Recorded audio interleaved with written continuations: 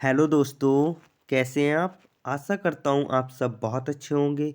मैं सुरेश एक बार फिर से सुरेश एकेडमी में आपका स्वागत करता हूँ। दोस्तों, आज हम पढ़ने वाले हैं यूपी पुलिस कांस्टेबल 2023 के लिए, जो कि आपका एग्ज़ाम होने वाला है 11 फरवरी 2024 को आपका एग्ज़ाम होने वाला है। उसके लिए हम प्रीवियस ईयर पेपर का सॉल्यूशन देखने वाले हैं, जो कि 2018 में भर्ती आई थी और उसका पेपर जो हुआ था वो 27 जनवरी 2019 को आपका पेपर हुआ था। उसकी प्रथम पाली में जो पेपर हुआ था, उसकी जो सामान्य ज्ञान है, जनरल नॉलेज है, उसका सॉल्यूशन हम देखने वाले हैं विद एक्सप्लेनेशन। और जो एक्सप्लेनेशन दोस्तों मैं देने वाला हूँ आपको, वो आपके 2024 में जो एग्ज़ाम होने वाला है 2023 की भर्ती की, जो कि अब तक की सबसे बड़ी भर्ती आई है यूपी सिविल पुलिस की सबसे बड़ी भर्ती, उसके लिए आपके लिए इसका एक्सप्लेनेशन बहुत ही ज़्यादा इम्पोर्टेंट होने वाला है दोस्तों। दोस्तों, टाइम को ख़राब किए बिना क्लास को स्टार्ट करते हैं, जो कि आपके लिए परीक्षा की दृष्टि से बहुत ही ज़्यादा महत्वपूर्ण होने वाली है दोस्तों। तो शुरू करते हैं। आज का पहला क्वेश्चन ये रहा आपके सामने दोस्तों। क्वेश्चन नंबर 1 ये रहा आपके सामने दोस्तों। तो क्या कह रहा है क्वेश्चन नंबर 1? मुगल सम्राट जहांगीर ने डैश में शालीमार बाग का निर्माण किया।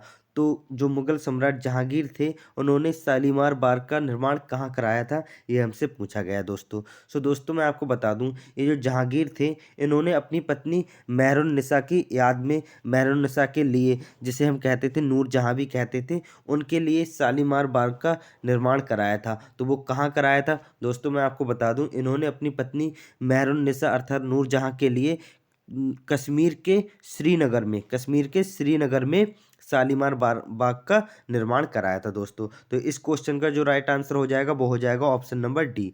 D will be the right answer दोस्तों। इसके साथ ही दोस्तों मैं आपको बता दूं, जो शाहजहां थे, कौन थे भाई दोस्तों? जो शाहजहां थे, उन्होंने भी एक शालीमार बाग का निर्माण कराया था। जो उन्होंने शालीमार बाग का निर्माण कराया था, वो कराया था 1641 में। शाहजहां ने 1641 में शालीमार बाग का निर्माण कराया था लाहौर में। कहाँ कराया था दोस्तों?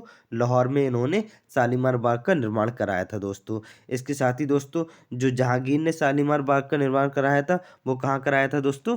वो कराया था कश्मीर के श्रीनगर में दोस्तों कराया था। दोस्तों, आगे बढ़ते हैं। नेक्स्ट क्वेश्चन, क्वेश्चन नंबर 2 हम देख लेते हैं। साथ ही दोस्तों, इसका एक्सप्लेनेशन आप इस टाइप से पूरा देख सकते हैं। मैंने पूरा लिख के रखा है, जिससे कि आप अच्छे से देख पाएँ दोस्तों। अब नेक्स्ट क्वेश्चन देख लेते हैं। क्वेश्चन नंबर 2 ये रहा आपके सामने दोस्तों। देख लेते हैं क्या कह रहा है। वार्षिक भारतीय शास्त्रीय संगीत समारोह सवाई गंधर्व भीमसेन महोत्सव डैश में आयोजित किया जाता है। दोस्तों, ये हमसे पूछा गया है कहाँ पर आयोजित किया जाता है। दोस्तों, मैं आपको बता दूं, ये जो भारतीय शास्त्रीय संगीत समारोह सवाई गंधर्व भीम महोत्सव जो है, वो किसके द्वारा आयोजित कराया जाता है? ये कराया जाता है आर्य संगीत प्रसार मंडल के द्वारा आयोजित कराया जाता है। और दोस्तों, मैं आपको बता दूं, एक भीमसेन जोशी जो थे, उनके द्वारा ये शुरू किया गया था। आप देख पा रहे होंगे भीमसेन महोत्सव, इसका नाम ही सवाई गंधर्व भीमसेन महोत्सव है। तो इसको जो शुरू करने वाले थे, वो थे भीमसेन जोशी जी थे। उनके द्वारा इसका जो है शुरुआत की गई थी दोस्तों। तो ये कहाँ कराया जाता है, ये हमसे पूछा गया है, ये कहाँ आयोजित किया जाता है। दोस्तों, मैं आपको बता दूं, इसका जो राइट आंसर होने वाला है वो होने वाला है पुणे, ऑप्शन नंबर ए। पुणे में ये आयोजित किया जाता है दोस्तों। बाकी का आप इसका एक्सप्लेनेशन भी इस टाइप से देख सकते हैं दोस्तों। पूरा का पूरा एक्सप्लेनेशन आप देख सकते हैं। अब नेक्स्ट क्वेश्चन देख लेते हैं। क्वेश्चन नंबर हमारा क्वेश्चन नंबर 3 ये रहा आपके सामने दोस्तों। ये रहा आपके सामने क्वेश्चन नंबर 3। निम्नलिखित में से कौन सा बैंक भारत का सबसे पुराना सार्वजनिक क्षेत्र का बैंक है? तो सबसे पुराना सार्वजनिक क्षेत्र का बैंक हमसे पूछा गया है दोस्तों। जो सबसे पुराना है, वैसे तो आपको पता है bank of India, bank of Baroda, Allahabad bank, UCO bank, ये चारों बैंक ही क्या है, हमारे सार्वजनिक बैंक है। लेकिन हमसे जो पूछा गया है, वो पूछा गया है जो सबसे पुराना सार्वजनिक बैंक है, वो हमसे पूछा गया है दोस्तों। तो इसके लिए आपको पता होनी चाहिए कि इनकी स्थापना कब हुई थी। दोस्तों, जो बैंक ऑफ इंडिया है, जो हमारा बैंक ऑफ इंडिया है दोस्तों, इसकी स्थापना जो हुई थी, वो हुई थी हमारी 1906 में हुई थी? कब हुई थी दोस्तों? बैंक ऑफ इंडिया की स्थापना 1906 में हुई थी। बैंक ऑफ बड़ौदा की स्थापना जो हुई थी वो 1908 में हुई थी दोस्तों। कब हुई थी? 1908 में हुई थी। साथ ही दोस्तों मैं आपको बता दूं, बैंक ऑफ जो इलाहाबाद बैंक है इसकी स्थापना जो हुई थी वो हुई थी 1865 में। कब हुई थी दोस्तों? 1865 में हुई थी। और जो यूको बैंक है इसकी स्थापना 1943 में हुई थी दोस्तों। कब हुई थी? 1943 में इसकी स्थापना हुई थी। तो दोस्तों आप देख पा रहे होंगे सबसे पुराना जो बैंक है वो हमारा इलाहाबाद बैंक है। कौन सा बैंक है भाई दोस्तों? इलाहाबाद बैंक है। तो यही हमारा क्या हो जाएगा? बिल्कुल राइट आंसर हो जाएगा, क्योंकि दोस्तों हमसे सबसे पुराना सार्वजनिक क्षेत्र का बैंक पूछा है, तो सबसे पुराना जो होगा वो इलाहाबाद बैंक ही होगा हमारे भारत का, क्योंकि यही सबसे पहले यूरोपियों ने इसे खोला था। यूरोपियों की मदद से ये खोला गया था इलाहाबाद बैंक। ये हमारा सबसे राइट आंसर हो जाएगा। Option number C will be the right answer. अब आगे बढ़ते हैं दोस्तों नेक्स्ट क्वेश्चन। इसका एक्सप्लेनेशन भी आप दोस्तों देख सकते हैं। अब आगे बढ़ते हैं नेक्स्ट क्वेश्चन। क्वेश्चन नंबर 4 ये रहा आपके सामने दोस्तों। तो क्वेश्चन नंबर 4 हमसे क्या कह रहा है देख लेते हैं। वैदिक सभ्यता डैश नदी के तट पर विकसित हुई थी। तो वैदिक सभ्यता जो थी वो किस नदी के तट पर विकसित हुई थी, ये हमसे पूछा गया है दोस्तों। तो दोस्तों इस क्वेश्चन का जो राइट आंसर हो जाएगा वो तो हो जाएगा सरस्वती नदी।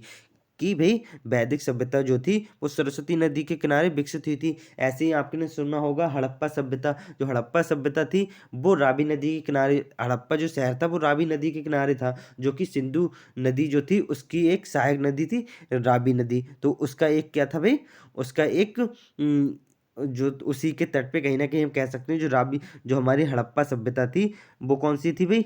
जो हड़प्पा सभ्यता थी वो सिंधु नदी के किनारे हुई थी, और जिसमें जो हड़प्पा शहर था वो हमारा रावी नदी के किनारे था, रावी नदी के तट पर था। और जो रावी नदी थी वो क्या थी दोस्तों? वो सिंधु नदी की एक सहायक नदी थी। तो दोस्तों हम कह सकते हैं हड़प्पा नदी, जो हड़प्पा सभ्यता जो थी वो सिंधु घाटी सभ्यता भी आपने सुना होगा कहा जाता है, क्योंकि वो सिंधु नदी के किनारे हुई थी दोस्तों। तो जो वैदिक सभ्यता थी वो सरस्वती नदी के किनारे हुई थी। तो दोस्तों ऑप्शन नंबर डी क्या हो जाएगा? बिल्कुल राइट आंसर हो जाएगा। बाकी आप इसका एक्सप्लेनेशन भी दोस्तों देख सकते हैं, ये रहा। और अब नेक्स्ट क्वेश्चन देख लेते हैं। क्वेश्चन नंबर 5 ये रहा आपके सामने दोस्तों, देख लेते हैं क्या कह रहा है।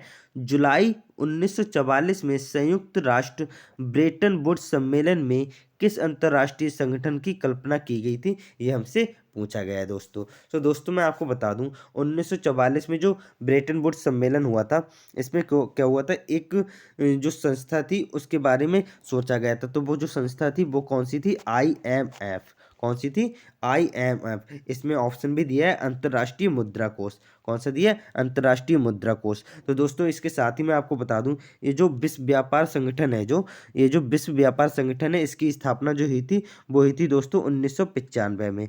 कब हुई थी? 1995 में हुई थी दोस्तों। और संयुक्त राष्ट्र बाल कोष जो है इसकी स्थापना जो हुई थी वो हुई थी 1946 में हुई थी दोस्तों। कब हुई थी? 1946 में हुई थी दोस्तों। और साथ ही ये विश्व बैंक है। एक्चुअली विश्व बैंक जो है वो दो बैंकों को मिलाकर बना है। एक तो भाई IVRD, कौन सी दोस्तों? IVRD, साथ ही IDA। कौन सी? IDA। इन दोनों बैंकों का जो मिक्सचर है, मतलब मिला के जो बनाया गया था, दोनों बैंकों को मर्ज करके बनाया गया, वो बनाया गया विश्व बैंक। कहीं ना कहीं हम कह सकते हैं दोस्तों जो जुलाई 1944 में संयुक्त राष्ट्र ब्रेटन वुड्स सम्मेलन हुआ था उसमें IVRD की भी स्थापना हुई थी। किसकी? IVRD की स्थापना हुई थी। लेकिन क्योंकि इन दोनों को मिलाकर विश्व बैंक कहते हैं तो इसलिए विश्व बैंक तो इसका आंसर हो नहीं सकता। तो इसका जो राइट आंसर होगा वो क्या होगा? ऑप्शन नंबर डी होगा। तो 1944 में जो ब्रेटन वुड्स सम्मेलन हुआ था उसमें दो जो संगठन थे उनकी स्थापना हुई थी। एक तो IMF जो कि ऑप्शन में हमारा दिया है, तो ये हमारा क्या हो जाएगा? Right answer. इसके अलावा IVRD जो बैंक है उसकी स्थापना हुई थी। तो राइट आंसर जो हो जाएगा ऑप्शन नंबर डी हो जाएगा। D will be the right answer दोस्तों। अब आगे बढ़ते हैं नेक्स्ट क्वेश्चन। नेक्स्ट क्वेश्चन देख लेते हैं, ये रहा आपके सामने दोस्तों। क्वेश्चन नंबर 6 देख लेते हैं दोस्तों क्या कह रहा है। भारत की पहली इंजन रहित स्पीड ट्रेन ट्रेन 18 जो है कौन सी इंटीग्रल फैक्ट्री द्वारा विकसित की गई? चित्तरंजन, पटियाला, चेन्नई या कपूरथला? सो दोस्तों मैं आपको बता दूं जो भारत की पहली इंजन रहित स्पीड ट्रेन थी, जो इंजन रहित स्पीड ट्रेन थी जिसे ट्रेन 18 पहले कहा जाता था, लेकिन अब प्रेजेंट टाइम में इसी ट्रेन 18 को क्या कहा जाता है दोस्तों? वंदे भारत। कौन सी कहा जाता है दोस्तों? वंदे भारत जो एक्सप्रेस है, वंदे भारत एक्सप्रेस जो है उसे, उसका जो पुराना नाम था वो क्या था? वो था ट्रेन 18।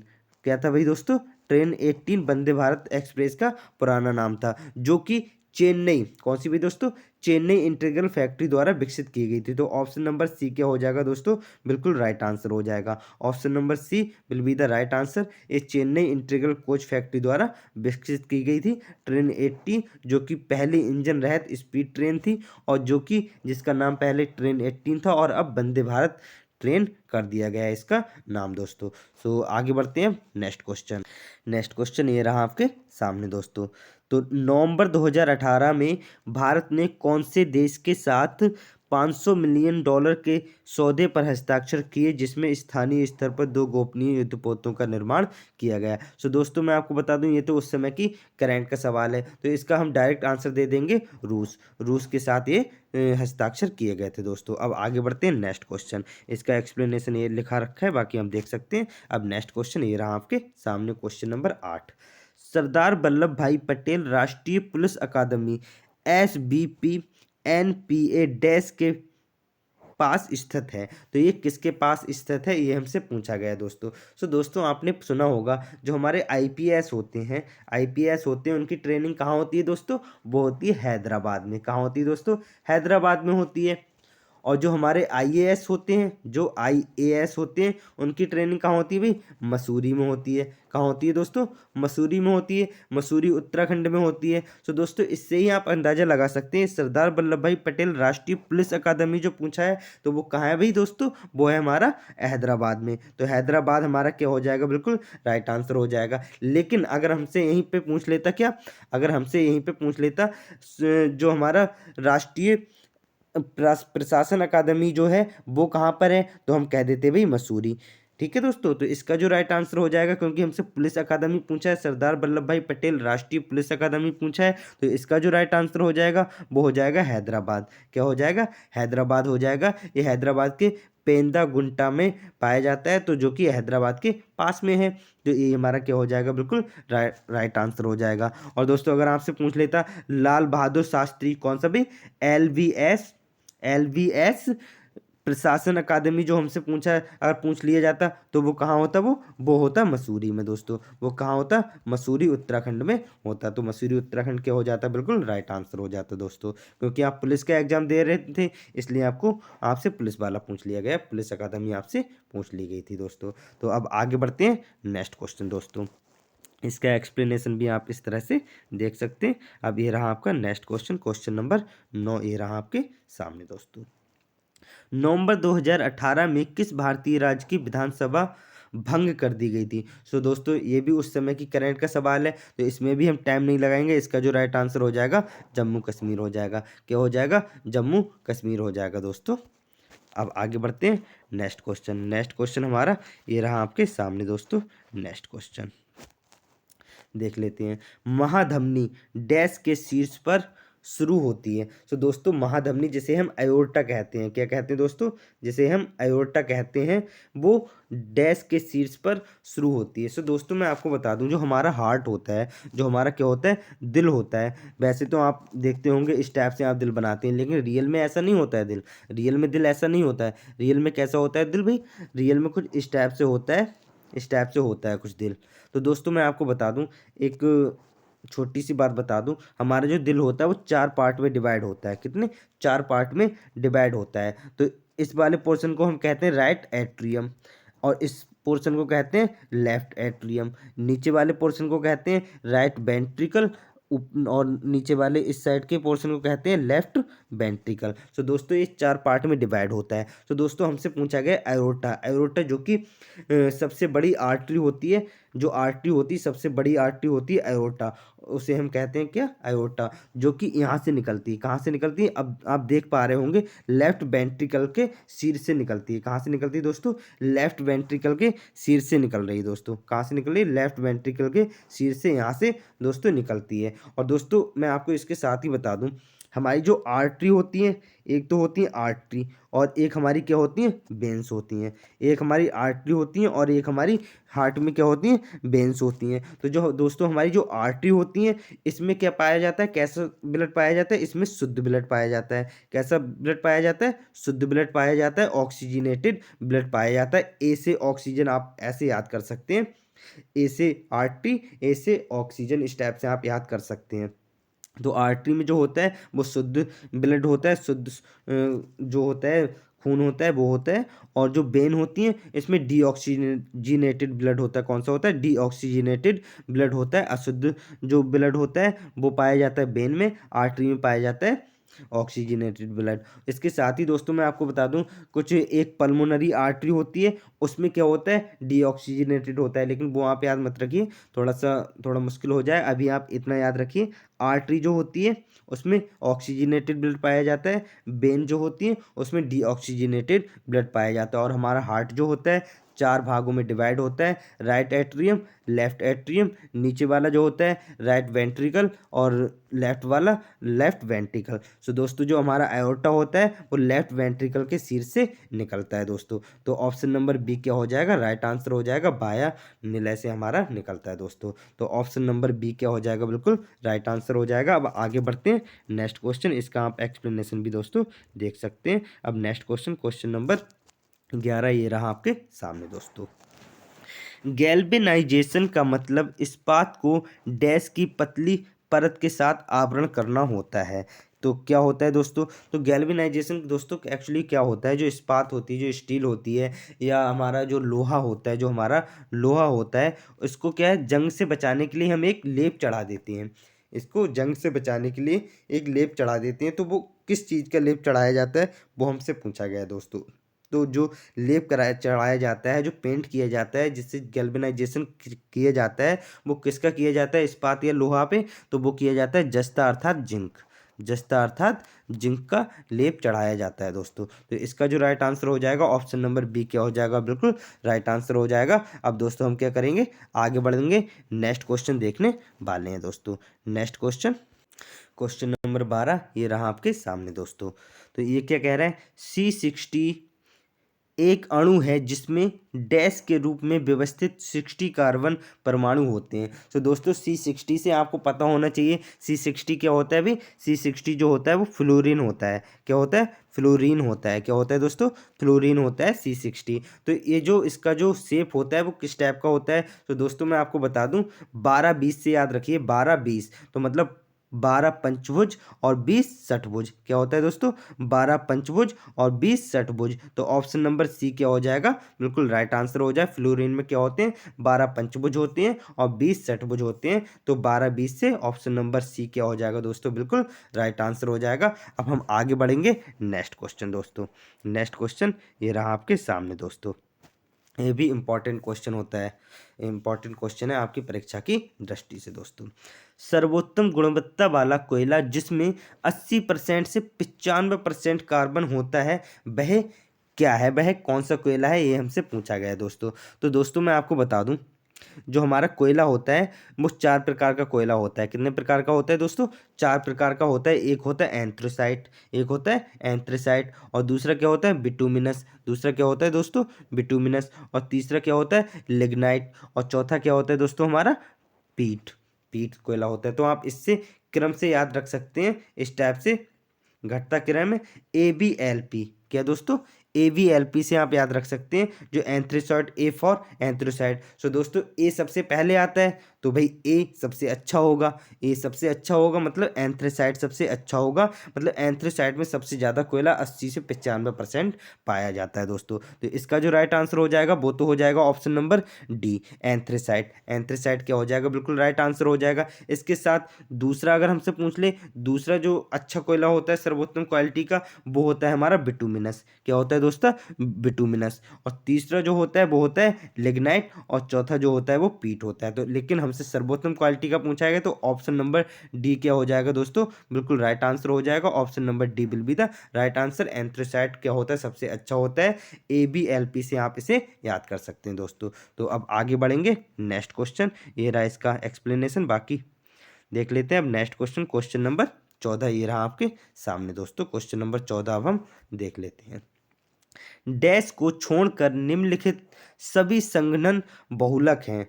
डैश को छोड़कर सभी संघनन बहुलक हैं, ये हमसे पूछा गया है। तो किसको छोड़कर सभी संघनन बहुलक हैं, ये हमसे पूछा गया है। तो दोस्तों इसका जो राइट आंसर होगा वो हो जाएगा option number B, polypropylene. Option number B क्या हो जाएगा दोस्तों, बिल्कुल राइट आंसर हो जाएगा। अब हम आगे बढ़ेंगे नेक्स्ट क्वेश्चन, क्वेश्चन नंबर क्या हो जाएगा 15। क्वेश्चन नंबर 15 ये रहा आपके सामने दोस्तों, देख लेते हैं। भारतीय प्रौद्योगिकी संस्थान कानपुर ने डैश में एक कार्यालय बनाया है जहां पूर्व छात्र संजीव खोसला को संस्थान का विदेशी ब्रांड दूत नियुक्त किया गया है। तो ये कहाँ पर, जो आईआईटी कानपुर है इसने किस जगह पर एक कार्यालय बनाया है जहाँ पर संजीव खोसला जो कि इसके प्रीवियस स्टूडेंट थे उनको विदेशी ब्रांड दूत नियुक्त किया है। तो दोस्तों इसका जो राइट आंसर हो जाएगा वो क्या हो जाएगा, ऑप्शन नंबर डी। क्या हो जाएगा दोस्तों, ऑप्शन नंबर डी हो जाएगा। ये क्यों बनाया था दोस्तों, ये आईआईटी कानपुर को जोड़ने के लिए। उससे इसका जो उद्देश्य था, कार्यालय को खोलने का जो उद्देश्य था, वो विदेशी संकाय जो थे, जो विदेशी संकाय जो हुआ करते थे उनको आईआईटी कानपुर से जोड़ने का उद्देश्य इनका था दोस्तों, इसलिए इन्होंने न्यूयॉर्क में इसका कार्यालय बना दिया। तो ऑप्शन नंबर डी क्या हो जाएगा दोस्तों, राइट आंसर हो जाएगा। अब हम आगे बढ़ेंगे दोस्तों नेक्स्ट क्वेश्चन, क्वेश्चन नंबर 16 ये रहा आपके सामने दोस्तों। उत्तर प्रदेश पुलिस भर्ती एवं प्रोन्नति बोर्ड द्वारा कांस्टेबल सिविल पुलिस की नियुक्ति में शारीरिक क्षमता परीक्षा में पुरुष अभ्यर्थियों को डैश दौड़ने की ज़रूरत होती है। सो दोस्तों जिसका आप एग्जाम देने वाले हैं उसी से रिलेटेड क्वेश्चन पूछ लिया गया भी। उत्तर प्रदेश पुलिस भर्ती प्रोन्नति वो द्वारा कांस्टेबल सिविल पुलिस के बारे में ही हमसे पूछ लिया गया है दोस्तों। तो इसमें जो पुलिस के लिए जो पुरुष अभ्यर्थी होते हैं उनके लिए जो दौड़ का प्रावधान है वो कितने मिनट में कितने किलोमीटर का होता है, ये हमसे पूछा गया है कि 25 मिनटों में 4.8 किलोमीटर का होता है, 25 मिनटों में 3.8 किलोमीटर का होता है, 35 मिनटों में 4.8 किलोमीटर का होता है, 35 मिनटों में 3.8 किलोमीटर का होता है। तो इसका दोस्तों सभी राइट आंसर दे सकते हैं, ऑप्शन नंबर ए होगा। ऑप्शन नंबर ए 25 मिनटों में दोस्तों 4.8 किलोमीटर जो होता है ये इतना हमें दौड़ना होता है। 25 मिनटों में कितना दौड़ना होता है, 4.8 किलोमीटर, मतलब 4800 मीटर हमें दौड़ना होता है 25 मिनट के अंदर दोस्तों। तो इसका जो राइट आंसर हो जाएगा वो क्या हो जाएगा दोस्तों, ऑप्शन नंबर ए क्या हो जाएगा, बिल्कुल राइट आंसर। इसका तो सबने राइट आंसर दे दिया होगा दोस्तों। अब आगे बढ़ते हैं नेक्स्ट क्वेश्चन, क्वेश्चन नंबर हमारा क्या आ जाता है, क्वेश्चन नंबर 17। तो दोस्तों ये जो है ये तो हमारा पुराना वाला क्वेश्चन है, ये हमारा क्या है, करंट अफेयर का क्वेश्चन। तो दोस्तों ये तो उस समय करंट अफेयर का क्वेश्चन है। तो इसका जो राइट आंसर हो जाएगा वो तो हो जाएगा राम नाईक, क्योंकि 22 जुलाई 2014 को जो उत्तर प्रदेश के राज्यपाल बने थे वो बने थे राम नाईक। लेकिन अगर आपसे इस समय पूछा गया जाए तो इस समय जो हमारी राज्यपाल हैं वो कौन है, आनंदीबेन पटेल। कौन है दोस्तों, आनंदीबेन पटेल हमारी प्रेजेंट टाइम में कौन है, राज्यपाल है। अगर राज्यपाल से कोई क्वेश्चन आता है तो आनंदीबेन पटेल हमारा क्या हो जाएगा, बिल्कुल राइट आंसर हो जाएगा। तो आनंदीबेन पटेल हमारी प्रेजेंट टाइम में क्या है, राज्यपाल है दोस्तों। अब आगे बढ़ते हैं नेक्स्ट क्वेश्चन, क्वेश्चन नंबर हमारा 18 ये रहा आपके सामने दोस्तों। क्वेश्चन नंबर 18 देख लेते हैं दोस्तों। उत्तर प्रदेश के किस जिले को पीतल नगरी के नाम से भी जाना जाता है। सो दोस्तों पीतल नगरी के नाम से जो जाना जाता है वो कौन से हमारे शहर को जाना जाता है दोस्तों, उत्तर प्रदेश के कौन से शहर को जाना जाता है पीतल नगरी के नाम से। सो दोस्तों जहाँ पे पीतल ज़्यादा बनाई जाती है, जहाँ पर पीतल का उत्पादन होता है, आई मीन टू से जहाँ पे पीतल ज़्यादा पाई जाती है, जहाँ पर पीतल के आभूषण जो बर्तन जो है ज़्यादा, जो कि शहर जो है पीतल के लिए ज़्यादा फेमस है, ज़्यादा प्रसिद्ध है दोस्तों। तो वो है पीतल नगरी, कौन है भी, मुरादाबाद है। कौन सा है भी, मुरादाबाद क्या है, पीतल नगरी है दोस्तों। तो ये जो मुरादाबाद है ये इसका नाम मुरादाबाद क्यों पड़ा ये भी दोस्तों हमें पता होना चाहिए।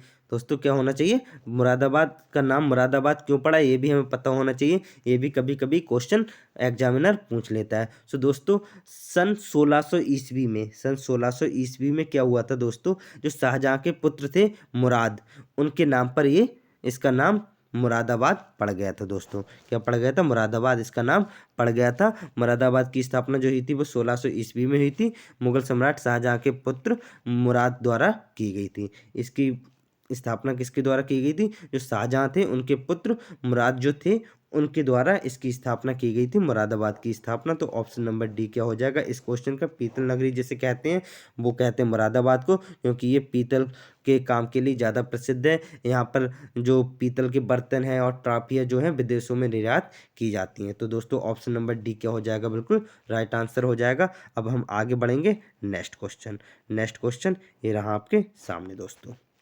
देख लेते हैं नेक्स्ट क्वेश्चन। ये रहा आपके सामने।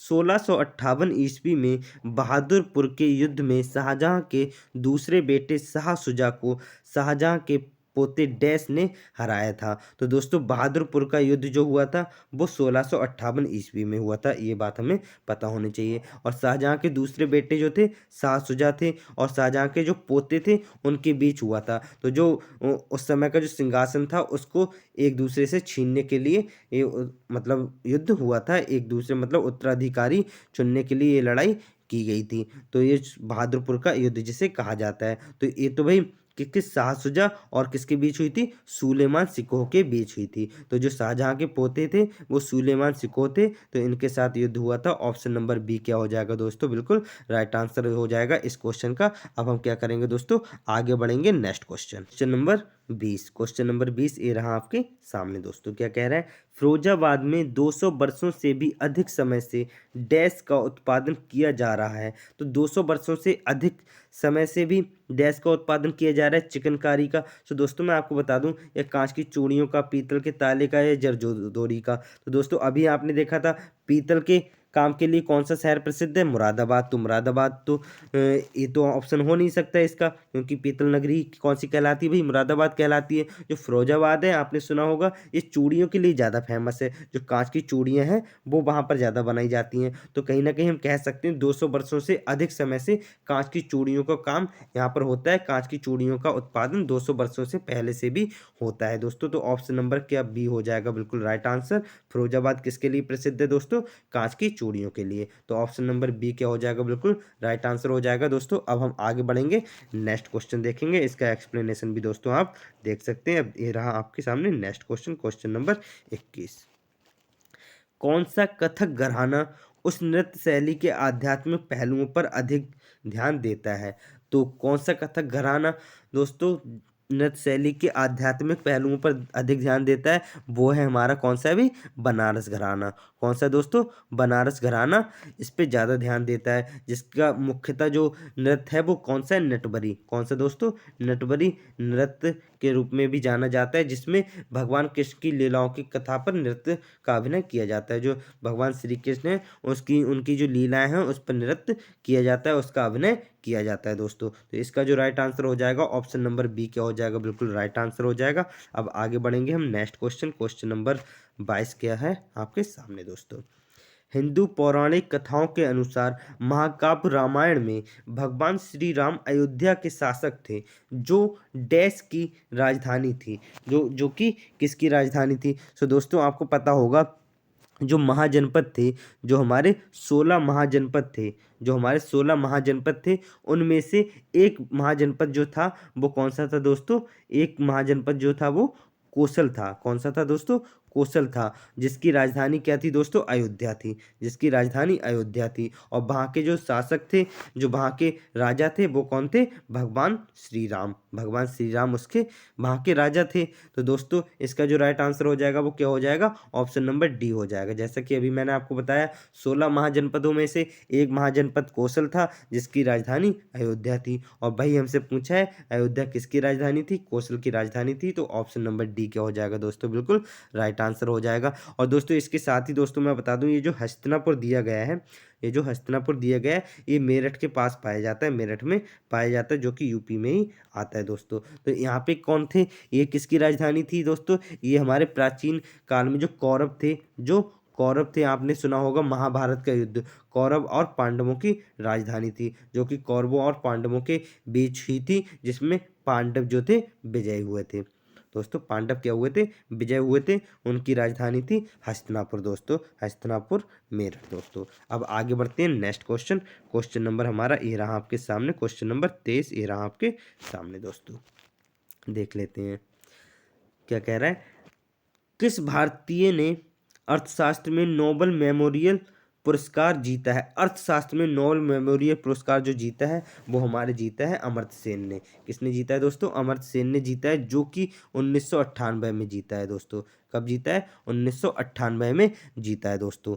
जो कि कल्याणकारी राज्य की स्थापना करने के लिए इन्हें प्रदान किया गया था अर्थशास्त्र में नोबेल मेमोरियल प्राइज दोस्तों। इसके साथ ही दोस्तों मैं बता दूं, क्योंकि नोबेल प्राइज की बात हो रही, तो मैं आपको बता दूं सबसे पहले नोबेल प्राइज दिया गया था दोस्तों, जो सबसे पहले नोबेल प्राइज जो दोस्तों दिया गया था, इसके साथ ही मैं दोस्तों आपको बता दूं, जो नोबेल प्राइज देना शुरू हुआ था वो 1901 से नोबेल प्राइज देना शुरू हुआ था दोस्तों, अल्फ्रेड नोबेल की याद में। ठीक है दोस्तों। इसके साथ ही दोस्तों मैं बता दूं, पहला जो भारतीय नोबेल प्राइज विजेता थे, जो पहले भारतीय नोबेल प्राइज विजेता थे वो थे रविंद्रनाथ टैगोर। कौन थे दोस्तों? रविंद्रनाथ टैगोर नोबेल प्राइज विजेता थे, पहले भारतीय दोस्तों।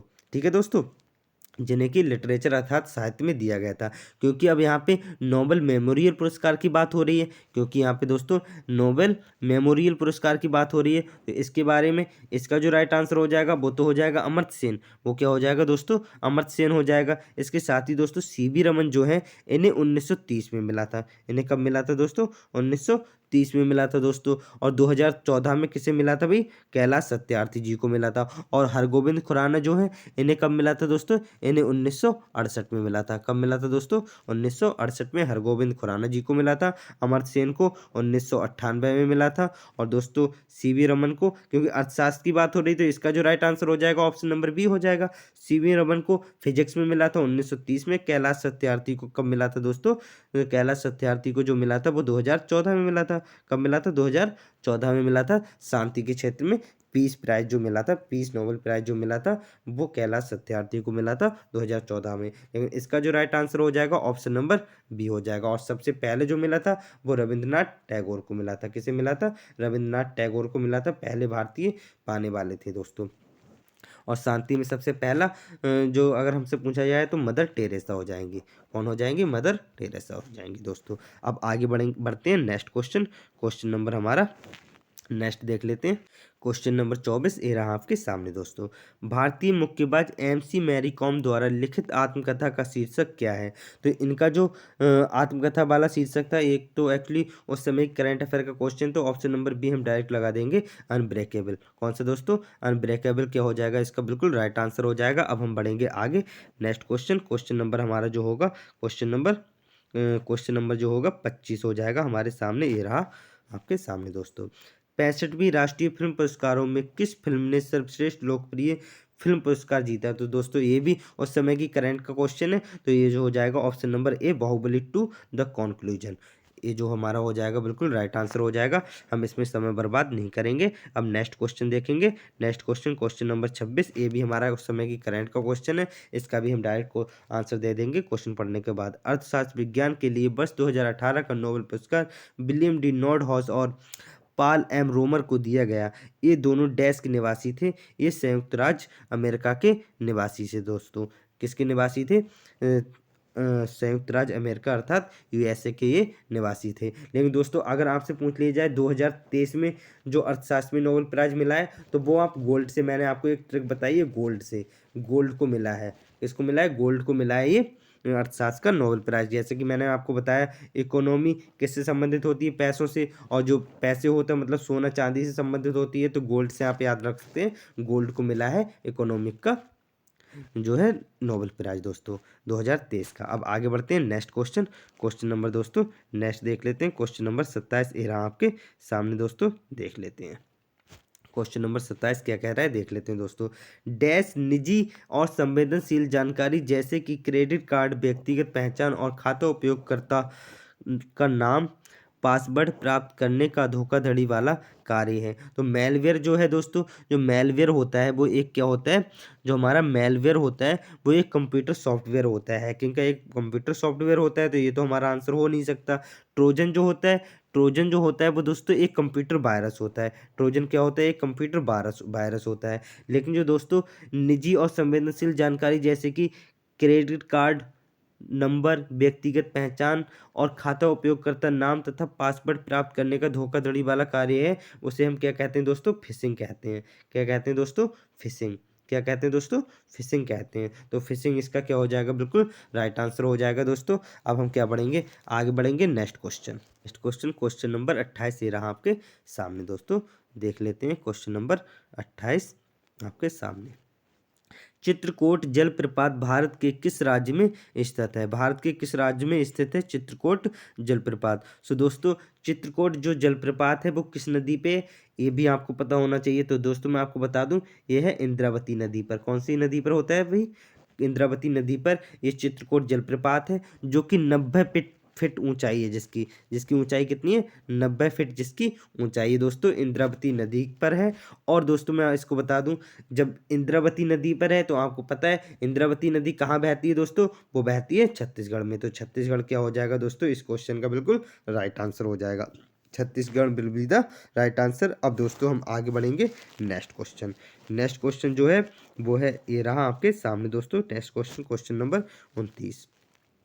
वेनेजुएला की राजधानी डैश है। तो वेनेजुएला की राजधानी क्या है? इनमें से हमसे ये पूछा गया है दोस्तों। तो निकोसिया जो है, जो हमारी निकोसिया है, निकोसिया ये कहाँ की राजधानी है भाई दोस्तों? साइप्रस। तो दोस्तों हमें इससे पता चलता है कि हमें सारे देशों की, अब सारे नहीं, कुछ इंपॉर्टेंट देश हैं जो आप मतलब इस समय की जो करंट में देश आ रहे हैं, जो ज़्यादा फेमस देश हैं, उनकी हमें क्या होना चाहिए भाई दोस्तों? कैपिटल हमें पता होनी चाहिए, राजधानी पता होनी चाहिए। तो निकोसिया किसकी राजधानी है दोस्तों? साइप्रस की राजधानी है। सान सल्वाडोर अल सल्वाडोर की राजधानी है। किसकी? अल सल्वाडोर की राजधानी है। क्वीटो जो है, ये क्वीटो जो है हमारी इक्वाडोर की राजधानी है। किसकी है? इक्वाडोर की राजधानी है। तो दोस्तों वेनेजुएला की राजधानी क्या हो जाएगी? कराकोस, कराकस। तो कराकास क्या हो जाएगा? बिल्कुल राइट आंसर हो जाएगा। Option number D will be the right answer दोस्तों। अब हम क्या करेंगे? आगे बढ़ेंगे नेक्स्ट क्वेश्चन। क्वेश्चन नंबर हमारा क्या आ जाएगा? नेक्स्ट क्वेश्चन नंबर 30 ये रहा आपके सामने दोस्तों। देख लेते हैं क्वेश्चन नंबर 30। भारत में निम्नलिखित में से किस रेडियोधर्मी धातु का विश्व का सबसे बड़ा भंडार मौजूद है? तो भारत में कौन सी रेडियोधर्मी धातु का सबसे ज़्यादा भंडार मौजूद है? वो है थोरियम दोस्तों, जो कि केरल साइड में ज़्यादा पाया जाता है। थोरियम का सबसे ज़्यादा भंडार हमारे देश में है। भारत में थोरियम के सबसे ज़्यादा भंडार हैं। तो ऑप्शन नंबर डी क्या हो जाएगा दोस्तों? बिल्कुल राइट आंसर हो जाएगा। अब हम क्या करेंगे? आगे बढ़ेंगे नेक्स्ट क्वेश्चन।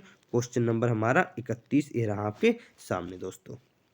ऑस्ट्रेलिया के एकमात्र द्वीपीय राज्य का नाम बताएं।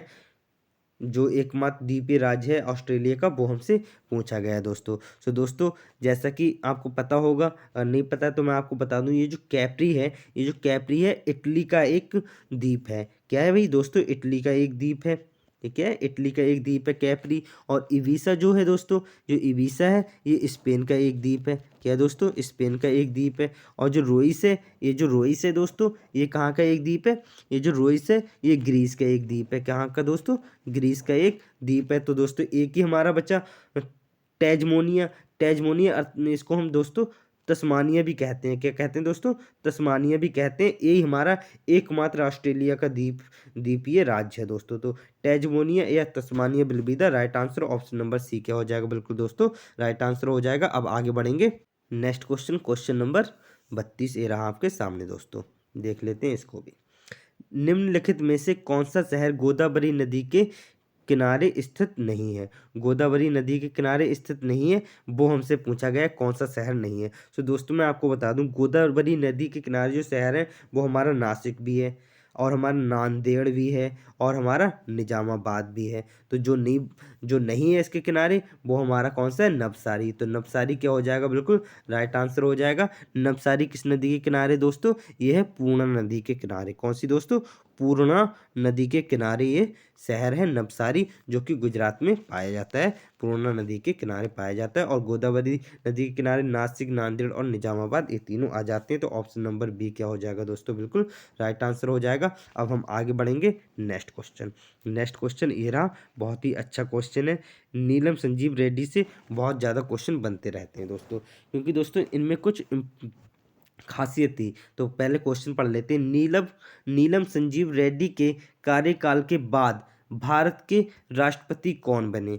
तो भारत के राष्ट्रपति इनके बाद कौन बने? तो दोस्तों आपको पता होगा नीलम संजीव रेड्डी जो थे वो 6वें नंबर के राष्ट्रपति थे। 6वें नंबर के राष्ट्रपति थे। और इनके बारे में एक खास बात ये है कि दोस्तों ये निर्विरोध चुने गए थे। कैसे दोस्तों? निर्विरोध ये चुने गए थे दोस्तों। नीलम संजीव रेड्डी, इनके अपोजिट साइड में कोई लड़ा नहीं था दोस्तों। तो ये 6ठे नंबर के राष्ट्रपति थे जो कि निर्विरोध चुने गए थे। और दोस्तों इनको बता दूं मैं दोस्तों, ये जो रहे थे 1977 से दोस्तों 82 तक ये राष्ट्रपति रहे थे, 6वें नंबर के राष्ट्रपति थे। तो दोस्तों 1982 के बाद जो बने थे, जो 1982 के बाद बने थे, वो बने थे दोस्तों हमारे 1982 से 1982 के बाद जो रहे थे वो रहे थे ज्ञानी जैल सिंह। कौन रहे थे दोस्तों? ज्ञानी जैल सिंह। तो इसका जो राइट आंसर हो जाएगा ऑप्शन नंबर सी हो जाएगा, ज्ञानी जैल सिंह इनके बाद 7वें नंबर के राष्ट्रपति बने थे दोस्तों। इसके साथ ही दोस्तों मैं आपको बता दूं, जो फखरुद्दीन अली अहमद थे, जो हमारे फखरुद्दीन अली अहमद थे, ये इनसे ठीक पहले यानी कि 5वें नंबर के थे 1977 तक। मतलब दोस्तों हम कह सकते हैं 1974 से 1977 तक जो राष्ट्रपति रहे थे फखरुद्दीन अली अहमद जी रहे थे। इसके साथ ही दोस्तों मैं बता दूं, बराहगिरी वेंकट और मोहम्मद हिदायतुल्लाह ये जो रहे थे 1969 में ही एक ही साल में 2-2 3-3 महीने के लिए एक कार्यवाहक राष्ट्रपति रहे थे दोस्तों। बारहगिरी वेंकटगिरी और मोहम्मद हिदायतुल्लाह ये कार्यवाहक राष्ट्रपति रहे थे 1969 में दोस्तों। अब हम दोस्तों आगे बढ़ेंगे। नेक्स्ट क्वेश्चन, क्वेश्चन नंबर 34 ये रहा आपके सामने दोस्तों। क्वेश्चन नंबर 34 देख लेते हैं। चंद्रगुप्त के पुत्र का नाम बताएं जिन्होंने 298 से 272 ईसा पूर्व के बीच शासन किया था और संपूर्ण भारत में साम्राज्य को बढ़ाया था। संपूर्ण राज्य में अपने साम्राज्य को बढ़ाया था। वो कौन थे? चंद्रगुप्त के पुत्र। तो चंद्रगुप्त के पुत्र जो थे वो थे बिंदुसार थे। कौन से थे भाई? बिंदुसार जी थे, जिन्होंने 298 से 272 ईसा पूर्व के बीच शासन किया था और संपूर्ण भारत में अपने साम्राज्य को फैला दिया था दोस्तों। इसके साथ ही दोस्तों मैं आपको बता दूं, जो अशोक थे उन्होंने 273, अशोक ने क्या किया था दोस्तों? जो अशोक थे उन्होंने 273 ईसा पूर्व से 232 ईसा पूर्व तक शासन किया था। और दोस्तों आपको पता होगा इन्होंने तो ये शासन कर लिया। उसके बाद दोस्तों मैं आपको बता दूं, हर्षवर्धन के बारे में कुछ इंपॉर्टेंट बातें आपको पता होनी चाहिए। ये जो थे ये 606 ईस्वी से 647 ईस्वी तक इन्होंने शासन किया था। हर्षवर्धन ने 606 ईस्वी से 647 ईस्वी तक शासन किया था।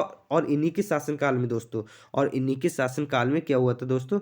इन्हीं के शासनकाल में जो हेनसोंग एक चीनी यात्री थे, इन्हीं के दरबार में आए थे और इन्हीं के शासनकाल में आए थे, हर्षवर्धन के शासनकाल में। तो दोस्तों इस क्वेश्चन का क्वेश्चन नंबर 32 का जो राइट आंसर हो जाएगा वो ऑप्शन नंबर सी हो जाएगा, Bindusara will be the right answer दोस्तों। अब आगे बढ़ते हैं नेक्स्ट क्वेश्चन, क्वेश्चन नंबर 35 ये रहा आपके सामने दोस्तों। मेखेला चादर यह डैश राज्य की महिलाओं द्वारा पहना जाने वाला पारंपरिक वस्त्र है। तो ये किस राज्य की महिलाएं पहनती हैं मेखेला चादर? तो दोस्तों मैं आपको बता दूं, जो गुजरात में पहना जाता है वो पहना जाता है घाघरा। क्या पहना जाता है दोस्तों? घाघरा चुन्नी। क्या पहना जाता है दोस्तों? घाघरा और क्या पहना जाता है? घाघरा चोली। कहाँ पहना जाता है दोस्तों? घाघरा चोली पहना जाता है गुजरात में। तमिलनाडु में क्या पहना जाता है भाई? साड़ी बहुत फेमस है, वहाँ पे साड़ी पहनी जाती है। गोवा में जो पहना जाता है दोस्तों, गोवा में पहना जाता है गौन। गा से गोवा, गा से गौन पहना जाता है दोस्तों। और असम में जो पहना जाता है दोस्तों, वो पहना जाता है मेखला चादर। तो ऑप्शन नंबर डी क्या हो जाएगा? बिल्कुल right answer, Assam will be the right answer दोस्तों। अब आगे बढ़ते हैं नेक्स्ट क्वेश्चन देख लेते हैं। नेक्स्ट क्वेश्चन नंबर 36 ये रहा आपके सामने दोस्तों। क्वेश्चन नंबर 36, रविंद्रनाथ टैगोर ने निम्नलिखित में से किस देश का राष्ट्रगान लिखा था? तो दोस्तों हमारे देश का तो राष्ट्रगान लिखा ही था, जनगण मनगढ़। हमारे भारत का राष्ट्रगान तो लिखा ही था रविंद्रनाथ टैगोर ने, जनगण मन अधिनायक जय हो। ये हमारे देश का राष्ट्रगान तो लिखा ही था। इसके साथ ही दूसरे कौन से देश का राष्ट्रगान लिखा था, ये हमसे पूछा गया था। तो दोस्तों दूसरा जो देश था वो था बांग्लादेश का भी इन्होंने राष्ट्रगान लिखा था, आमार सोनार बांग्ला। कौन सा भी दोस्तों? आमार सोनार बांग्ला इन्होंने राष्ट्रगान बांग्लादेश का भी लिखा था। तो ऑप्शन नंबर डी क्या हो जाएगा? बिल्कुल राइट आंसर हो जाएगा। और दोस्तों मैंने रविंद्रनाथ टैगोर के बारे में आपको बताया था, इनके लिए हमारे भारत में सबसे पहले नोबेल प्राइज मिला था 1913 में। कब मिला था? 1913 में साहित्य के क्षेत्र में मिला था। हमारे भारत के प्रथम व्यक्ति थे जिन्हें नोबेल प्राइज मिला था साहित्य में 1913 में दोस्तों। तो ऑप्शन नंबर फिलहाल इस क्वेश्चन का जो होगा वो ऑप्शन नंबर डी हो जाएगा। इन्होंने बांग्लादेश का भी राष्ट्रगान लिखा था दोस्तों, आमार सोनार बांग्ला। अब आगे बढ़ते हैं नेक्स्ट क्वेश्चन नंबर 37 ये रहा आपके सामने दोस्तों। देख लेते हैं क्वेश्चन नंबर 37।